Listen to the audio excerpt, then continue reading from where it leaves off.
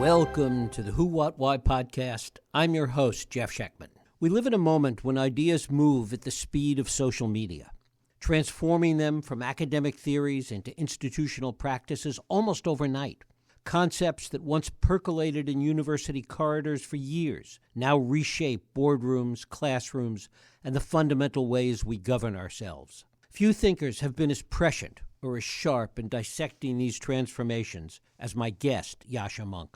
Since arriving in America in 2005, he's witnessed and analyzed a profound shift in the nation's character, from a culture of optimistic self-awareness to one of deepening cynicism.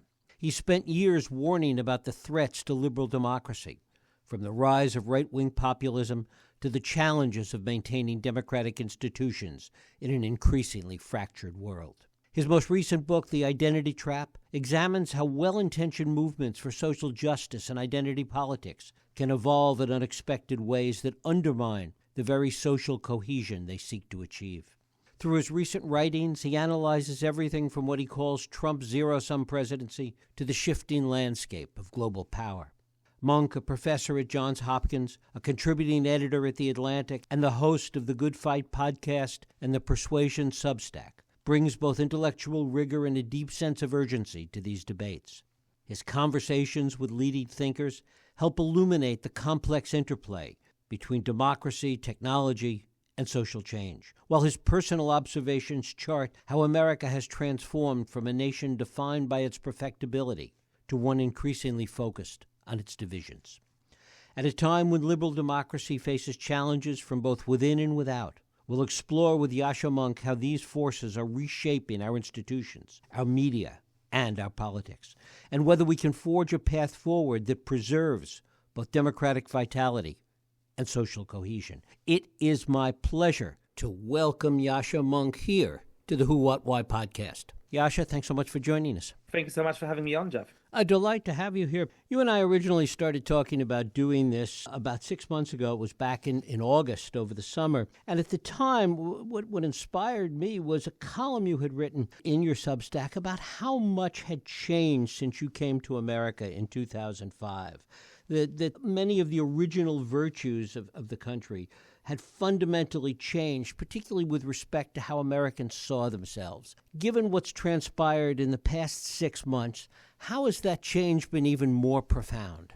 Yeah, I have had a sense that a lot of American culture has shifted quite radically since 2007 when I really moved to the United States. And it somehow came together for me a little less than a year ago, perhaps, when I was sitting on the New York subway and I look up and I see a woman sitting opposite me with a baseball cap that reads, "I don't give a fuck." There's 10 million people riding the New York subway, every day or something like that. And, it sometimes feels like a tenth of them have stupid slogans emblazoned on the cap or the T-shirt. So I don't want to over-interpret this one particular thing, but there's something about that proudly cynical attitude that feels to me like it speaks to this moment. I arrived in the country just as Barack Obama, was starting his improbable run for the presidency, talking about hope and change. He obviously had come to national attention first a couple of years earlier by saying there's not a red and a blue America. There's not, Americans split into these different kind of identity groups. That's just the United States of America. We all, our brother's keeper, our sister's keeper, we should look out for each other and feel that we stand in solidarity with each other, and together we can accomplish great things.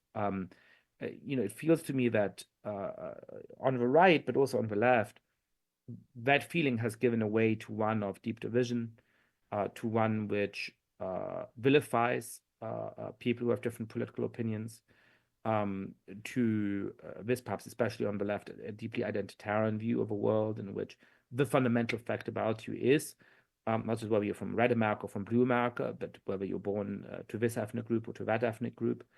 And hand in hand with this, a great pessimism about the future and a kind of proud cynicism. That has one incarnation in the world with which I'm more familiar in America, of progressives who think that our society is fundamentally racist and sexist and corrupt, that we have not been able to make any progress on quote unquote social justice over the course of the last 50 or 100 years, but in a different kind of way, as you're seeing the Trump administration with a complete disdain for political norms, for existing institutions, with a kind of proudly trolling attitude that I think is born of a cynicism of its own. And so I'm just struck by that change in mood over the course of 15, 20 years. And in so many ways, we talk about this today in terms of the way our politics has changed. But in fact, I would argue that it's really more the culture that's changed, and politics is simply downstream from culture. I think that's right. One thing that I'm struck by is what were the most dominant cultural products at the time when I came to the United States. One of the biggest sitcoms that had just started around that time was 30 Rock. The biggest show on Broadway around that time was The Book of Mormon. I could come up with other examples. And those were all quite progressive, actually, but all, I think, had quite clearly left-wing politics. But they were able to laugh at themselves. They were self-ironic.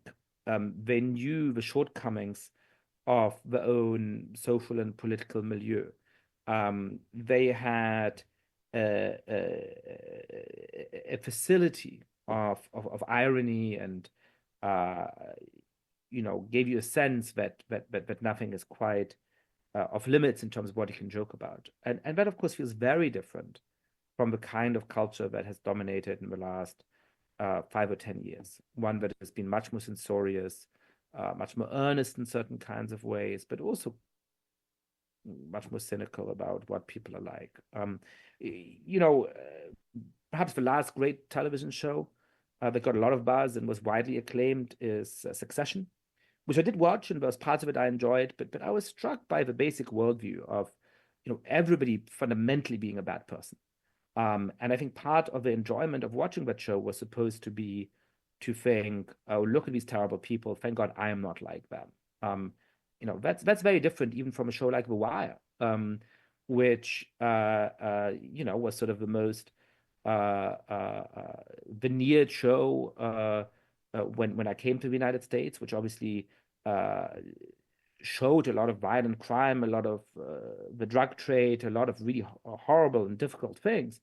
But was quite cynical perhaps about the structures of American life, but which, strangely enough, included many more inspiring characters, many more characters who were good people, many more characters who in some kinds of ways you might even wish to emulate, even though it was set in this very violent milieu, than a show like Succession. And yet Succession comes at the end of a long line of shows that in many ways seems like it set the bar for where we are now, whether it's, was Walter White or Tony Soprano or Don Draper. And we could go on, coupled with reality television, that these people that really had very little in terms of redeeming values, we invited into our living room week after week after week. Yeah, I guess I would say that there is a difference between those different characters, right? I mean, Tony Soprano and Walter White, as well as many of the protagonists in The Wire, are doing things that are, obviously and objectively morally bad, right? Right. The mobsters, the drug dealers, and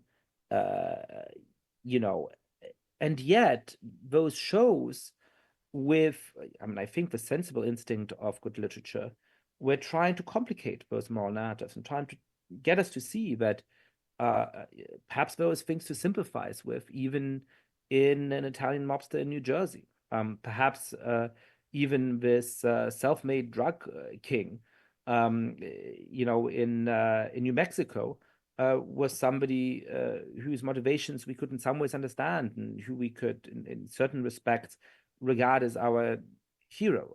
There were characters which, in the famous line from literature, are sort of 55% bad, but 45% good. You watch Succession, which shows people who, whatever you think about high finance and the sort of upper ends of a capitalist world, are much less obviously doing horrible things. I mean, we're not killing and murdering people in nearly the same way as those other characters. But they're much worse. I mean, they're 90% bad and perhaps 10% good. And that shows, I think, a much more cynical worldview. And to what extent do you think that change in culture, these kind of shows, all the things that you're talking about, really set the stage for Trump and where we are today? Well, in two ways. The first is that I think somebody like Barack Obama was only possible in a culture that didn't take itself too seriously.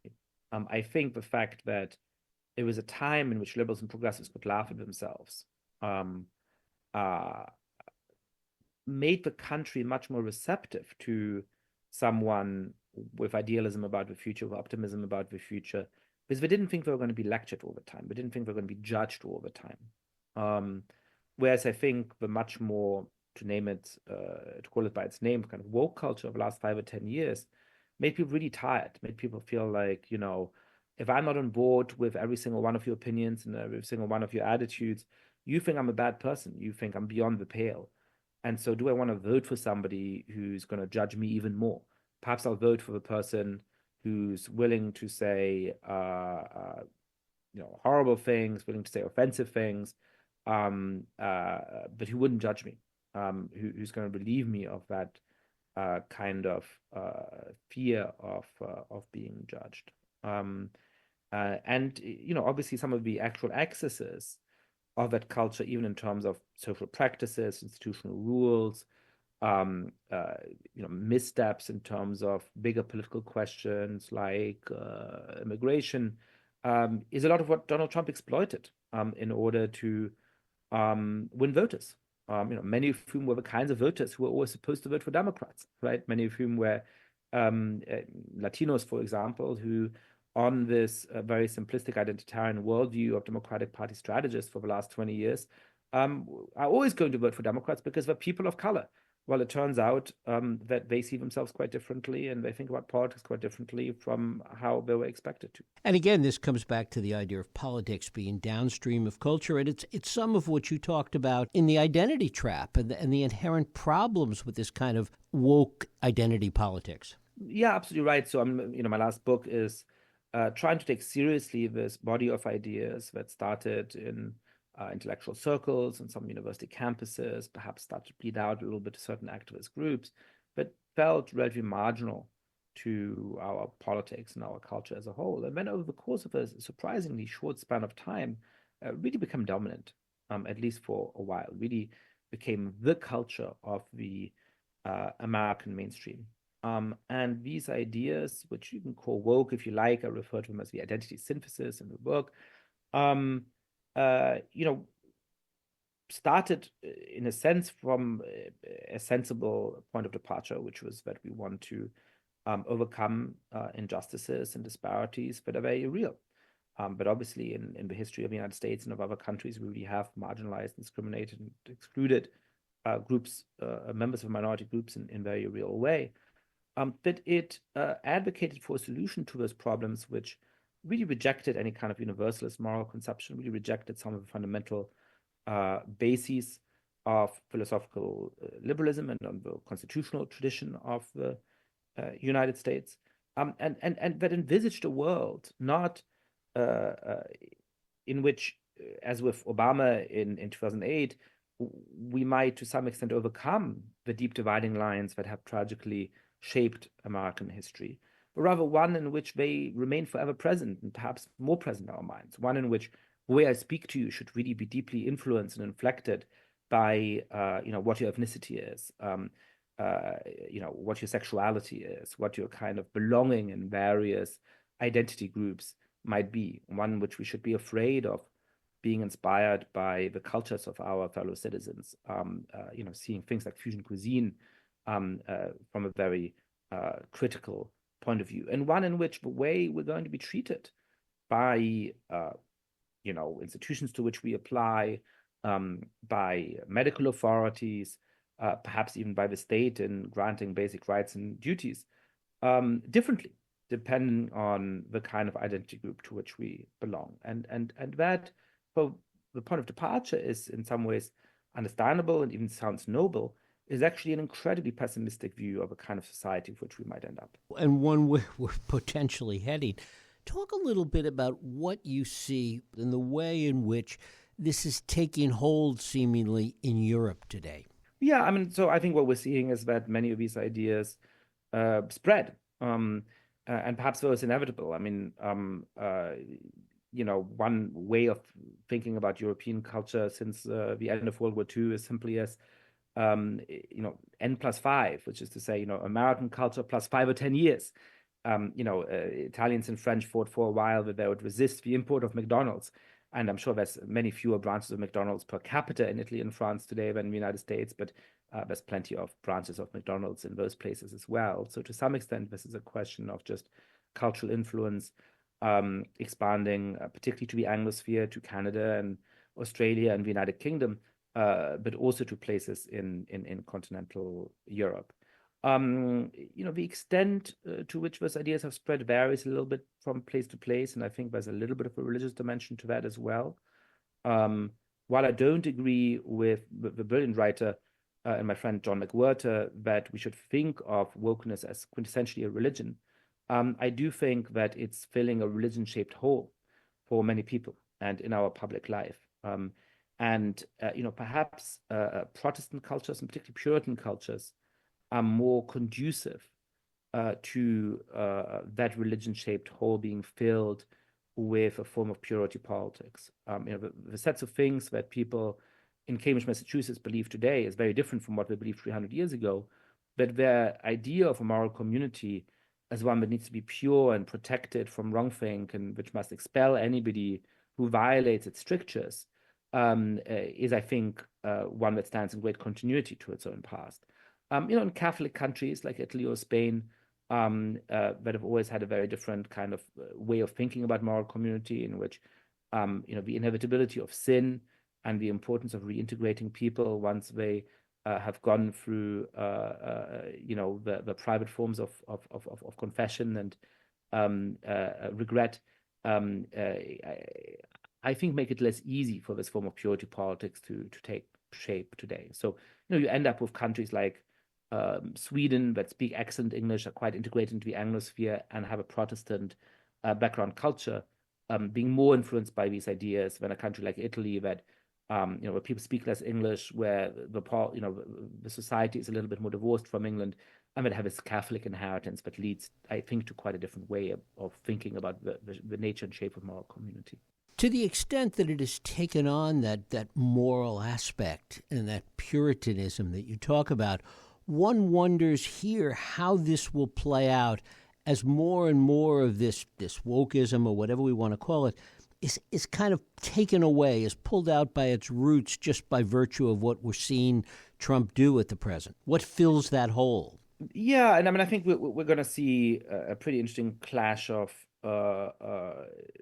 different instincts here. I mean, one of the things that allowed these ideas to become so dominant in big parts of the left and the mainstream in the middle of the 2010s was that Donald Trump's victory made it impossible to criticize any of those ideas while being accused in certain circles of sort of secretly supporting Donald Trump or something like that. So even though the form of sort of right-wing populism of Donald Trump and this form of left-wing identity politics seem diametrically opposed, I think historically they've actually helped and served each other. And I don't think it's entirely a coincidence that after sort of a real peak of the influence of these ideas and the uncontestability of these ideas in the summer of 2020, it was once Joe Biden was in office that space for criticizing these ideas in a serious way opened up within the mainstream and the center left to some extent, at least. So now that Trump is back in office, I think we're going to see two very different trends. One of them is that his administration is taking very active steps to combat these ideas. Some of them in ways that might in fact be justified, others in ways that both go well beyond the appropriate pushback, throwing the baby out of the bathwater, and may themselves be illiberal because they use coercive state power to meddle with decisions of institutions that should remain independent. But all of that will weaken the power of this ideology. At the same time, I could also easily imagine the same dynamic, but was present during his first term, reasserting itself in many activist organizations, NGOs, schools, universities, in which it'll become very tempting to embrace those ideas for parts of them as a form of resistance against Trump. And anybody who dares to criticize those ideas is once again going to be tarnished as just secretly doing the bidding of Donald Trump. So it's very hard, I think, to foresee at this stage, at this juncture, what power these ideas will or won't have in 4 years' time. It may be that it feels like we've moved on from them, but given how easily American society polarizes, and how culture and society often moves in the opposite direction of political power, I wouldn't want to draw that conclusion in a precipitated manner. One of the things you've written about is how not to resist what we're going through now, both in terms of individuals, but also with respect to journalism, and journalism taking an advocacy position in many cases. Talk a little bit about that in the time we have left. Yeah, so I would say two things. The first is that journalists for a long time had a self-conception, first of all, as a kind of workaday job. I'm just a reporter. It used to be quite a working class profession. Trying to tell you things as they are, tell you what's going on in the world. And what often went along with that is a professional skepticism, not a cynicism as I was evoking earlier, but a skepticism saying, look, people all have their own interests. They all spin stories in their own benefit. People with power always have something to hide. And so,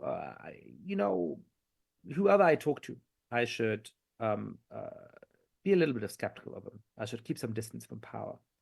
I should be the one who doesn't quite buy anything anybody says fully. And I think around I think there's been two transformations of that. One is more long-standing, where journalism became, even as often its remuneration decreased, a kind of more prestigious profession, one that is particularly desirable to some of the fanciest people in society. It's very striking when you look at about half of journalists at the New York Times having gone to top elite colleges, particularly Ivy League universities. Around 2/3 of young journalists at places like the New Republic and other kind of left-leaning magazines. Really quite striking to what extent they're now recruited from the very elite of society. And then, around 2016, 2017, when Trump rose to power, there was also this self-conscious transformation of a role that journalists have as defenders of democracy, as people who should self-consciously try and think about how it is that they can use the profession to save democratic institutions. Now, I take seriously the risk to democratic institutions that comes from some of these authoritarian movements. I think it's perfectly appropriate in your private life as a citizen to think that you have an obligation to try and preserve democracy. I think those are positive things. But when a reporter is framing every single news story with a background view as to how to save democracy, and assuming, of course, that if a Democrat gets elected, that's good for democracy, and a Republican gets elected, that's bad for democracy, all you're doing is to transform institutions that once used to have some amount of bipartisan trust into partisan institutions. And journalists overestimate how much influence and power they have on their own readers. They think, this is going to make my readers vote the right way. But what actually happens is that those readers smell that they're being lied to, that they're being managed, that journalists are making an effort to make them come to the right conclusion. And what they actually do is either be stubborn and go in the opposite direction, reach the opposite conclusion, or simply switch off and consume other kinds of news sources. So I think this has been a big own goal by journalists. Or they develop an audience and subscribers or what have you that are there for the confirmation bias. Yeah, absolutely. And there, the model of advertising had some bad incentives as well, but the model of really making your money from subscribers can have risks as well when you get captured by that audience. And the New York Times, which continues to have some great content and is beaten up to somewhat too readily sometimes, has really become a lifestyle brand that sort of tells upper middle class, coastal, highly educated Americans what political opinions to have, but also which pasta to cook and what cushion to buy for the bed. I mean, it's really become a kind of all-purpose lifestyle guide for a very particular political cultural set of people. And what negative effects does that have, as you see it, then, on the discussion of politics? Well, one of the negative effects is that it keeps the left and Democrats from seeing the world for what it is. It allows them to think that, America is fundamentally divided into whites and people of color, and therefore to miss that a lot of Latinos are deeply unhappy with the policies they pursue and have been moving very rapidly into the Republican column and supporting, Donald Trump. It's made it hard for Democratic decision makers to recognize just how extensive the mental decline of Joe Biden was and how costly that would be in electoral terms. So often it actually ends up being counterproductive. And of course, it also radicalizes the right, because even though American conservatives have mistrusted the New York Times for many decades at this point, they would still read it. And because the New York Times did and does have some good reporting, that tethered them to reality in some important ways. Elon Musk doesn't read the New York Times or anything else like that. He gets his information from the platform he owns, the X. That has radicalized him and allowed him to just really be misinformed. And I don't love that word misinformation, but in this case, I think it applies. Just to be wrong about a lot of important things in the world, where he buys the unreported, unsupported assertion of some random Twitter account, rather than, as might have been the case if mainstream media outlets hadn't lost their credibility so completely on the right, from an article that, for all of its potential biases, is actually, deeply reported. And finally, Yascha, talk about what you're looking at now. You've written about so many things. You talk about and write about so much. What keeps you up at night? What are you most worried about right now? What are you most looking at and looking to write about? So one of the things that I've been loving in writing a lot in my own Substack, which all of your listeners can subscribe to at yaschamonk.substack.com, is the liberty to write about whatever I wish at the moment. And I wrote an article last week with observations about artificial intelligence. I spent some time in France in the fall and wrote about what I saw there. And obviously I write a lot more political things about the zero-sum approach to politics that I see from the Trump administration, for example, this week. And I'm going to continue following, the very rather turbulent political events that we likely have ahead of ourselves as well.